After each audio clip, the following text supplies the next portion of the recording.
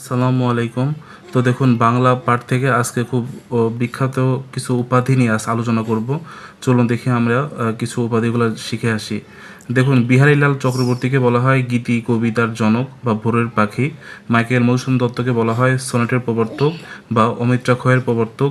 রবীন্দ্রনাথ ঠাকুরকে বলা হয় বিশ্বকবি, কবিগুরু, ছোট গল্পের জনক। তারপরে সুফিয়া কামালকে বলা হয় জননী সহশিকা। কাজী নজরুল ইসলামকে বলা হয় বিদ্রোহ কবি, জাতীয় কবি।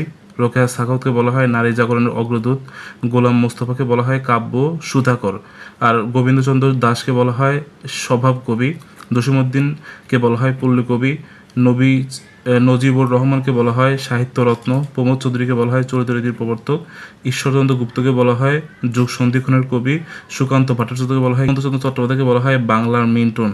আর বিদ্যাপতি কে বলা হয় মিথিলার কোকিল বা কবি কণ্ঠহার। চলুন বিগত বছরের কিছু প্রশ্ন দেখে আসি যেগুলো পরীক্ষাতে আসছে। যেমন প্রথম প্রশ্ন হচ্ছে হরপ্রসাদ শাস্ত্রীর উপাধি কি?